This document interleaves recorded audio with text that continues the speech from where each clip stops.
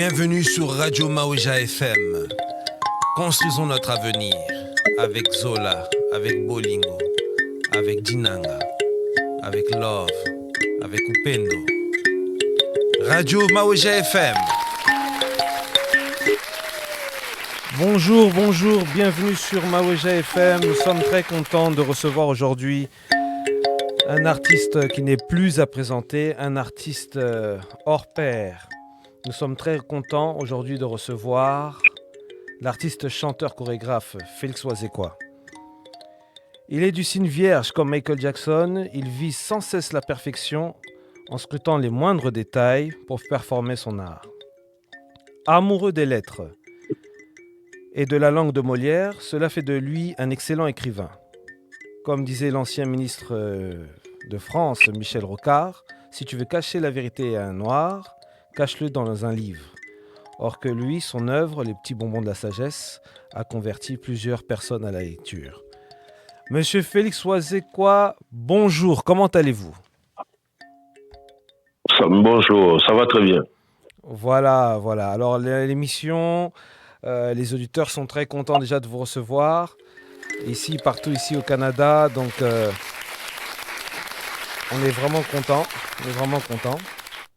Alors on va commencer par la première question. Il y a une question qui m'a toujours touché comme ça dans mon esprit. Vous avez commencé votre carrière comme économiste ou financier, en tout cas une carrière de bureau. Que s'est-il passé pour que Monsieur Wazekwa lâche tout, voilà, pour revenir être un artiste musicien, un métier impopulaire dans ce temps-là. Dans ces temps-là, vous savez, c'était très critiqué, le métier de la musique. Et vous êtes venu à Kin et puis vous avez construit votre orchestre et vous avez presté. Qu'est-ce qui s'est passé quand vous étiez économiste ? Oui, le problème, c'est que très souvent en Afrique, nous faisons des études pour plaire aux parents. Il faut savoir que quand on a un don sur les arts, par exemple, je parle des arts plastiques, de toutes les formes d'art, ou même quand on a un don sur les sports, à l'époque, c'était pas bien partagé avec les parents. À travers la musique, on voyait tout de suite, il faut le dire, la débauche, les fétiches, les choses comme ça. Aucun parent accepterait d'envoyer son fils ou sa fille dans une telle voie. Voilà. Donc, maintenant, on devait faire des études pour plaire aux parents. Par exemple, si mes parents étaient conscients que quelqu'un peut faire sa carrière aussi sur le monde musical, j'aurais été dans un conservatoire. Voilà. Donc, comme aujourd'hui, les parents amènent facilement leurs enfants dans des formations de foot. Vous voyez ? Pourquoi ? Parce qu'ils savent qu'aujourd'hui, ça paye bien. Ouais. Et à l'époque, donc, on a fait presque des études pour plaire aux parents. Voilà. Et quand on a un diplôme, on essaie aussi de travailler dans ce domaine-là pour leur faire plaisir. Mais, de façon sous-jacente, il y a ces dons qui taraudent l'esprit à tout moment. Il faut que je chante, il faut que je danse, il faut que je joue à la guitare ou au piano, etc. Voilà. Une fois qu'on avait assouvi donc le vœu des parents, donc voilà, il fallait maintenant faire ce qu'on voulait. Et à ce moment-là, j'étais déjà en Europe, donc je n'étais plus sous la menace, si on peut dire, entre guillemets, des parents.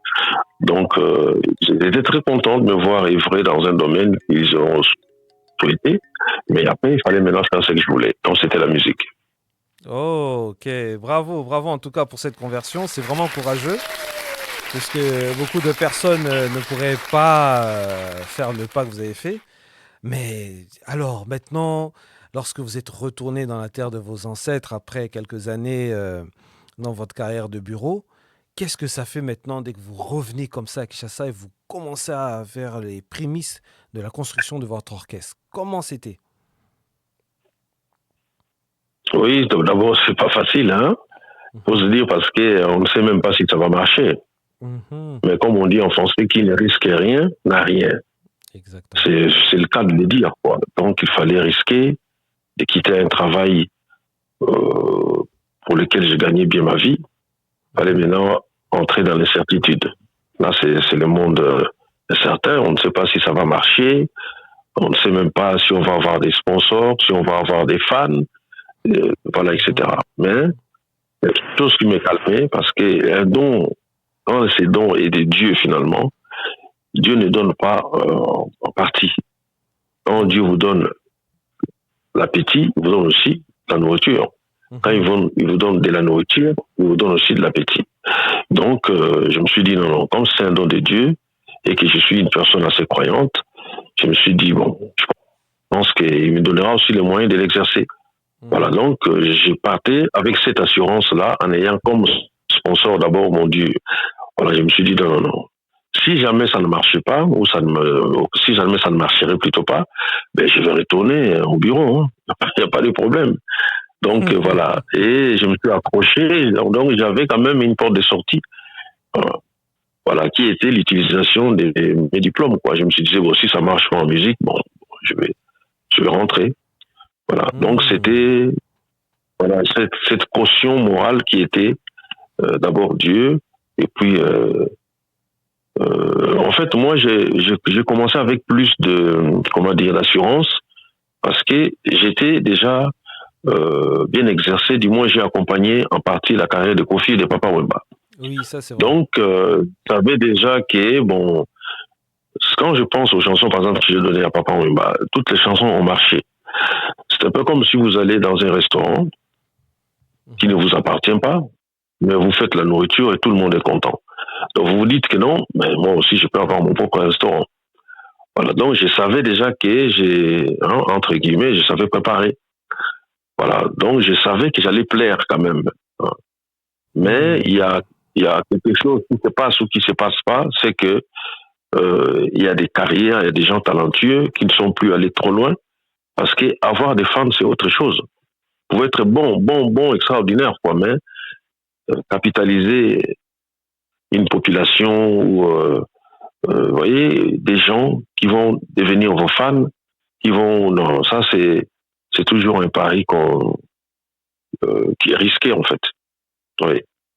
Ah d'accord, d'accord. Félicitations pour ça. Et maintenant, lorsque vous êtes dans votre trône, vous avez créé Cultura PIV. L'idée Oui. du mot plutôt, de cette phrase de votre orchestre Cultura PIV. Cette inspiration est venue d'où? Oui, sur le fait que moi je m'appuie beaucoup sur la culture. Voilà, donc cultura pays vit veut dire la culture africaine dans un pays qui vit, en fait. Ok. Donc, cultura. Donc, après le R, il y a l'apostrophe et puis le A. Culture africaine dans un pays qui vit. Parce que je suis parti dans l'idée que Mhm. euh, moi, sincèrement, il faut que je le dise aujourd'hui, je voyais l'Afrique comme une terre maudite, en fait. Vous voyez. Mhm. Donc, où il ne se passe pas vraiment grand-chose, quoi. Mhm. On a des richesses pour lesquelles on ne profite pas.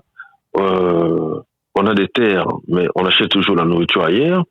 On a des Mhm. forêts, mais c'est-à-dire que je dis, mais ça, c'est quoi? Donc, en créant maintenant le groupe, je dis non, il faut que je donne un nom significatif. Je voulais pas que mon entreprise puisse avoir l'empreinte de l'Afrique. C'est pourquoi j'ai dit non. Là, c'est la culture africaine dans un pays qui doit vivre, en fait, quoi, qui vit. Ok. Donc, parce que, j'étais dans une, entre guillemets, dans une terre plus ou moins maudite. Il fallait dire ça. Pays vit. Voilà. Et Mhm. je me suis dit, voilà, et puis j'ai trouvé la vie, quoi, finalement. Euh, Mais quand même, c'est étonnant, ça fait plaisir d'entendre ça quand même, puisque c'est la première fois que j'entends que vous le dites. Et vous êtes quand même très profond. Ça vient d'où? C'est de votre éducation ou c'est de votre nature, comme j'ai dit, signe scorpion, signe vierge, vous observez beaucoup, vous analysez beaucoup. Dites-nous un peu, c'est quoi? Ça vient d'où, cette profondeur-là que vous avez? oui, moi, je pense que j'ai un don, hein, un don de Dieu. On appelle ça, en français, avoir l'essence de la formule. Vous voyez?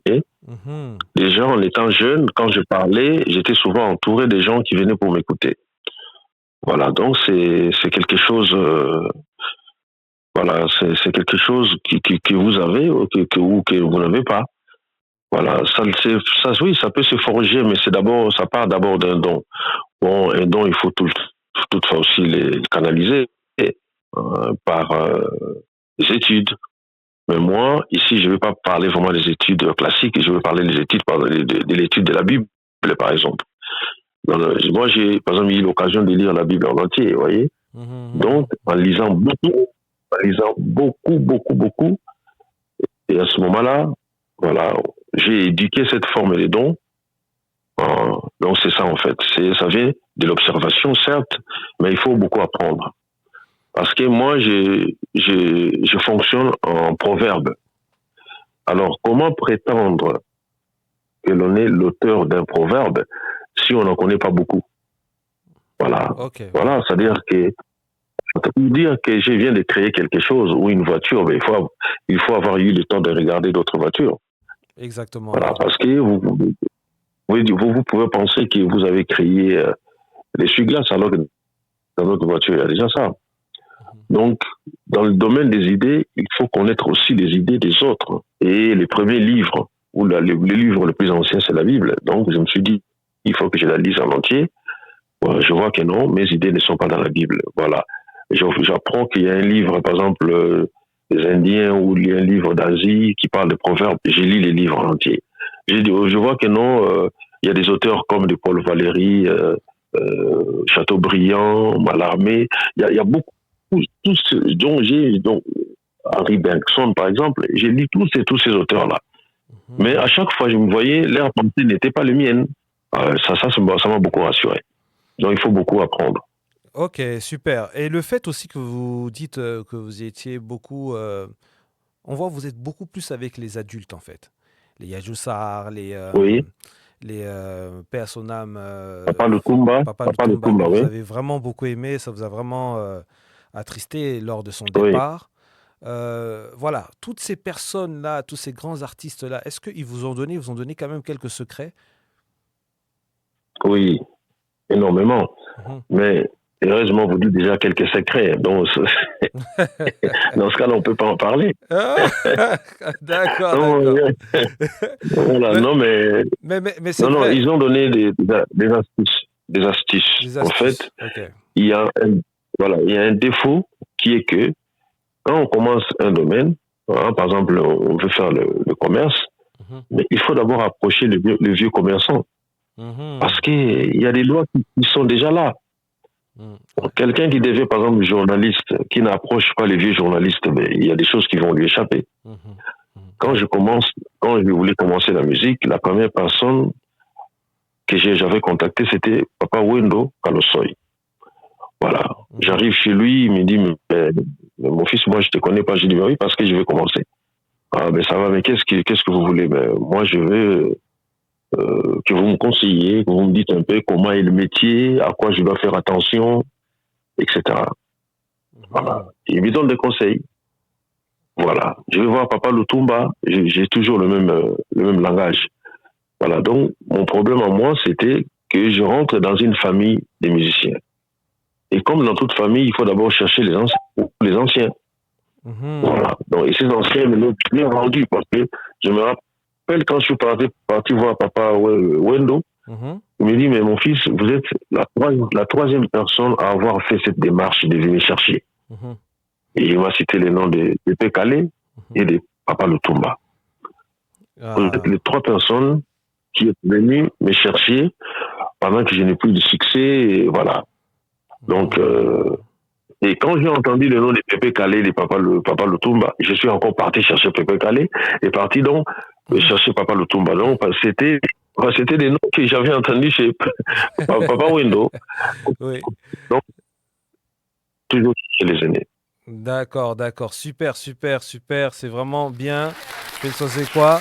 Tout à l'heure, vous avez parlé de journalistes, en fait, comme nous, hein, comme vous avez dit tout à l'heure que pour apprendre un métier, il faut toujours être aux côtés de ses pairs, voir les grandes personnes qui ont réussi. Et il y a des mentors. Moi, il y a des Mmh. mentors qui m'ont formé, qui ont été vraiment très utiles dans ma carrière. Oui, oui. Et en parlant de ça, je vais vous montrer un extrait. C'est une personne qui vous avait interviewé il y a quelques années. Et on va voir si vous le connaissez, si vous vous rappelez de lui. Voilà. Alors toujours merci pour ma téléspectateur, ma téléspectatrice, ma élire émission, la sondage expert, l'émission la plus suivie de l'année 2005. Parmi ma va contribuer pour que l'émission les a Nama. Ils ont quand même Esgraf, tu as même plus de 4 fois. Là, ma solo, ma diversité, ma solo, ma blog, ma belé. Alors Esgraf, tu as un quartier non alimité. Album Nayo au départ, n'est qui bat critiquer. C'est quoi cartonné? C'est le nègre, ils ont comment cartonné? Non mais on est Francis. Alors, qu'est-ce que vous vous rappelez de cette personne? C'est qui? Non, je ne me rappelle pas très bien. Ah, alors, il va se présenter lui-même. Il est là. Il va activer son micro. Il va vous faire une petite surprise. Vous allez voir tout de suite. Alors, comment vas-tu? C'est qui? Bonsoir Esgrave. Comment ça va? Bonsoir. Oui. Alors, dis-lui le nom. Dis-lui le nom, qu'il sache bien. Oh, je vais juste lui rappeler quelque chose. On était allé au Bandundu avec son sponsor de l'époque, la bière, et c'était ma chaîne de télé qui filmait, et c'est lui qui m'avait annoncé sur le podium devant tout le monde dans la ville de Bandundu que j'avais gagné le trophée du meilleur journaliste de l'année. Et moi, je n'étais pas au courant. Quelqu'un l'avait appelé, il m'a emmené au milieu de la scène devant tout le monde.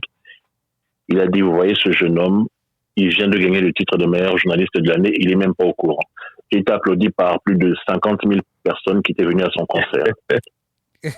Alors, ils sont très bien avec mon père, donc alors, c'est quelqu'un pour qui j'ai beaucoup de respect. Vous vous rappelez, monsieur Félix? Donc, ça doit être Francis, alors.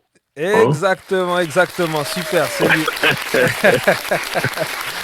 Alors, sagesse oblige, comme on dit, je ne sais plus comment on dit ça. Francis Kakonde, as-tu une question? Puisque oui. Je ne peux pas le laisser comme ça. Il pose des questions. Hein, il pose des questions. Alors, as-tu une question à lui poser, Francis Kakonde, pour Félix Oazekwa? À vous. Moi, je pense qu'au niveau où il est aujourd'hui, beaucoup de gens avaient sous-estimé son intelligence. Il a écrit un livre complet que j'ai lu, très intelligent. Aujourd'hui, Esgrave doit être l'un des rares musiciens qui, pour moi, mériterait de rentrer dans la sphère politique. Pas pour faire comme les autres, mais je pense que lui, au moins peut-être par rapport à d'autres qui ont profité de la comment dit-on, de la distraction que la politique avait emmenée par rapport à notre pays, il pourrait porter des vraies valeurs. Il y a lui, il y a Jean Goubal. Tu vois, c'est des personnes intelligentes qui, si aujourd'hui on me dit elles veulent devenir députés, réellement des vrais députés pour le peuple, moi je voterai sans aucune hésitation. C'est pour ça que je me demande, il attend quoi? Parce que je ne crois pas qu'il puisse atteindre plus haut le plafond qu'il n'a jamais atteint en termes artistiques. Et il est là, il sait ce que je dis. C'est quelqu'un qui mériterait, sur Baïb Singha aujourd'hui, que Esgrave devienne ministre de la Culture. Alors moi, je dis oui. Ou Esgrave, gouverneur de la ville de Kin, ou je ne sais quoi, dans ce style-là, quoi. Il mériterait d'avoir ce niveau-là. Parce que notre pays a besoin d'élites intellectuelles qui connaissent ce que vit le petit peuple et qui savent ce que doivent faire les personnes qui sont censées être en politique. Donc moi, c'est ça que je veux. Donc la question, c'est, tu attends quoi, mon frère, grand frère, pour entrer dedans? Oh là là là là là. Ça, c'est une vraie question. Ça, c'est... On sent le journalisme de Francis Kakonde. Alors, à vous, Félix Oazekwa. Oui, d'abord, je dois dire qu'il y a beaucoup de métamorphoses dans la voix de Francis. Hein. Je pense que l'effet de ces journées en Europe, ça a énormément modifié, je veux dire, sa diction. Voilà, ses intonations. Mais c'est l'heure, Yaya. Ouais.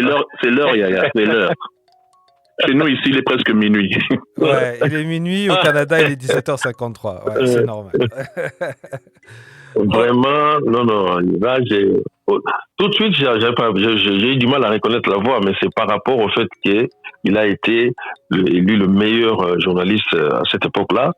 C'est ça qui m'a mis la puce à l'oreille, quoi, finalement. Donc, oui, par rapport à la politique, Francis, ce qu'il faut se dire, c'est quoi? On peut faire beaucoup pour son peuple, pas forcément en étant politicien. Ce qui me gêne dans la politique, c'est que j'aurais par exemple un mandat. Or, un mandat, comme ça veut le dire, donc il y a un début et une fin. Et souvent, dans un mandat, on ne finit pas toutes ses idées, quoi, ou ses ambitions. Et parfois, il y a l'idée d'inachever. Voilà. Aujourd'hui, on peut dire du mal de certains politiciens, c'est simplement parce qu'ils n'ont pas eu le temps. Et voilà. Moi, je pense que pour faire du bien, il ne faut pas avoir un mandat. Voilà. Donc, c'est ce qui me chiffonne un peu dans la politique. Donc, on va vous donner un mandat. Et nous, ce qu'on a, par exemple en Afrique, on a du mal à continuer ce qu'a fait l'autre. Même si c'était bien. Voilà, non, c'est mon époque, on efface tout, il faut faire de nouveaux programmes. Et c'est ce qui nous a fait retarder souvent en Afrique. Voilà, nous sommes encore en train de se dire, c'est mon idée. J'aime pas cette phrase-là. Moi, j'aime que, que les bonnes idées puissent être utilisées et non puissent être déclamées. Voilà, ça c'est l'idée d'Angaï, mais c'est pas ça le problème. Voilà, le problème c'est que, voilà. Et comme souvent, je vous arrache la parole, comme souvent vous dites dans vos interviews, vous dites souvent que, alors là, moi, si je deviens politicien, c'est qu'il faut nazang à la répétition. Ah non, ça, hors de question. Ça, vous le dites souvent. Il y a ça aussi, c'est ça que je voulais dire en deuxième. Donc, voilà, donc, il ne faut pas que je sois dans un métier qui va m'empêcher de faire de la musique. Voilà. Quand je vois que Dieu, par exemple, en Israël, il y avait 12 tribus, ils ont partagé la terre d'Israël seulement avec 11 tribus parce qu'il y a une tribu qui devait chanter pour Dieu. Les Lévitiques travaillaient dans son temple et puis chanter pour lui. Donc, chanter, je dis, c'est très important, c'est tellement important pour ma vie. Donc, j'aurais du mal à être ministre et puis organiser, par exemple, un concert au stade, comme c'est le cas. Les 12 août, je serai au stade de Martyr. Vous voyez, donc, je ne saurais pas faire mes répétitions tranquillement. Ou ce serait mettre 5 ans, peut-être, ou le temps des mandats, donc mettre la musique entre parenthèses. Or, les risques pour les scientifiques, c'est quoi? Quand on n'exerce pas un métier pendant 5 ans, très souvent, on en perd les rudiments. Donc, c'est pourquoi je peux pas m'autoriser à mettre entre parenthèses un don de Dieu.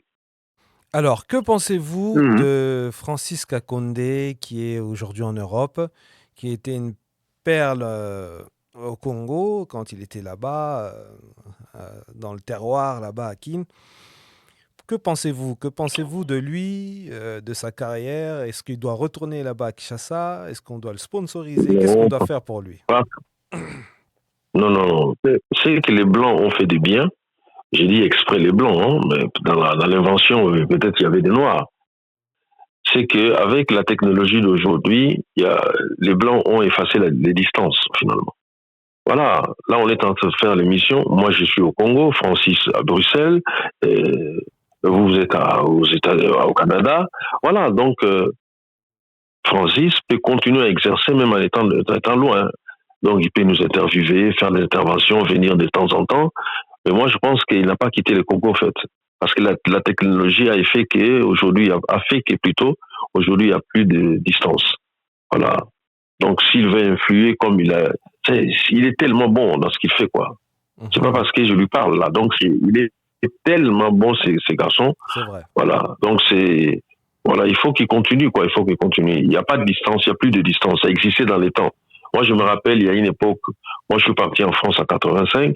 Pour parler à ses parents, il fallait aller dormir quelque part, quoi, pour attendre que les téléphones marchent, etc. Aujourd'hui, chaque personne peut appeler à tout bout de champ.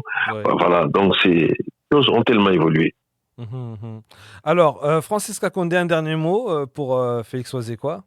Rigolo Bananingala, comme tu veux, comme dans la langue, dans laquelle n'importe quelle langue tu sens, puisqu'il faut rappeler qu'il est quadrilingue, hein, Francis Kakonde. Donc voilà. Oh, S-grave l'est aussi, donc c'est pas grave. C'est l'un des rares qui parle 3 langues, 4 ou 4. Donc c'est pas grave. Non, juste qu'il continue à faire ce qu'il fait. Et mon avis personnel, c'est que je pense qu'il gagnerait encore plus à ressortir ou à remixer ces vieux génériques, parce que peut-être que beaucoup de personnes ne le savent pas, mais cet homme que tu interviews, Kanonji, c'est l'un des rares, je retire Zaïko parce que Zaïko c'est une légende, hein.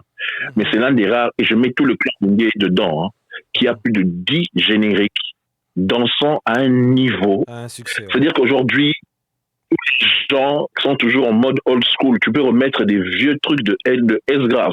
Tu verras la salle bouger, les enfants bouger. C'est-à-dire, il ne sait pas quel impact il a, sincèrement, je le dis clairement, mais il ne sait pas quel impact il a fait depuis les 25 dernières années, au point qu'il a marqué les générations des générations. Aujourd'hui, les génériques sont faits en fonction de ce que lui, il avait changé. Et puis, c'est l'un des rares, comme on le disait souvent avec King Kester et Mené à l'époque, qui a vraiment cassé le carré magique.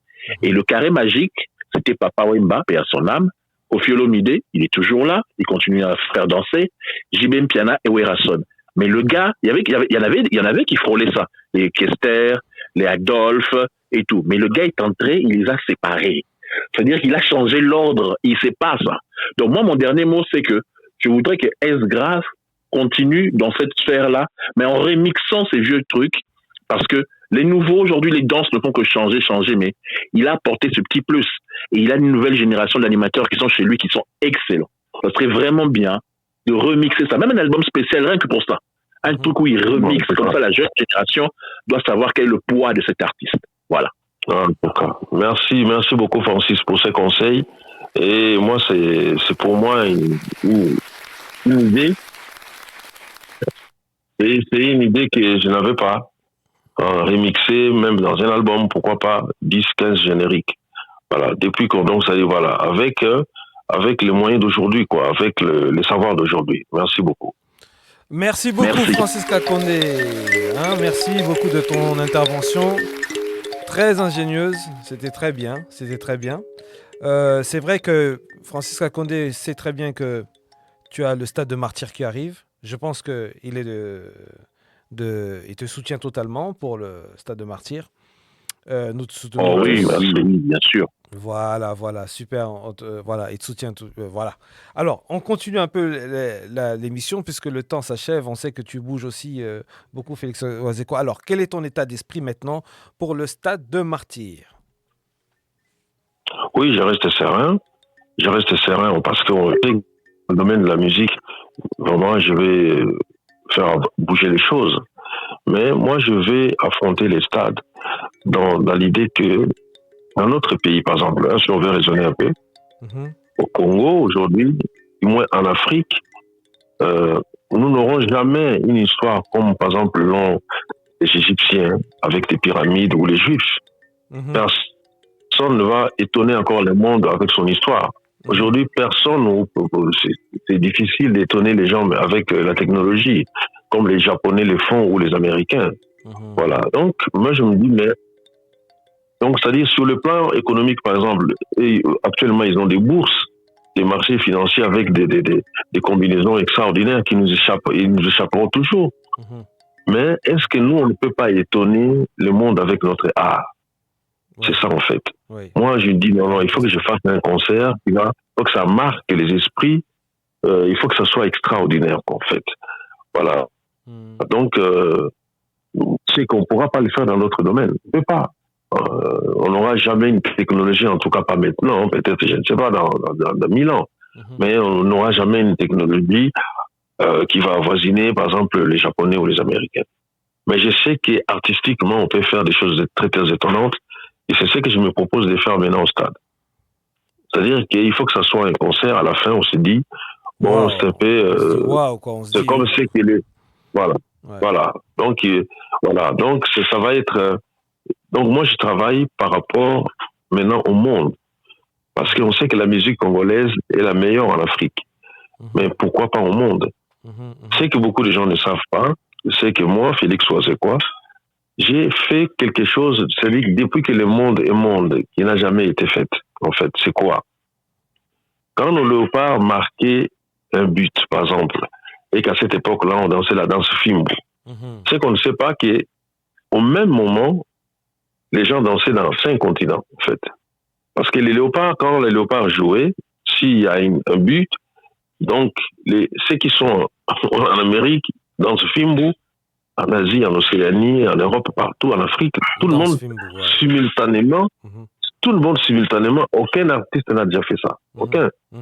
C'est-à-dire qu'au même moment que dans 5 continents, on puisse danser, je ne dis pas tous les continents, mais il y a des échantillons des gens qui dansent au même moment, ils dansent.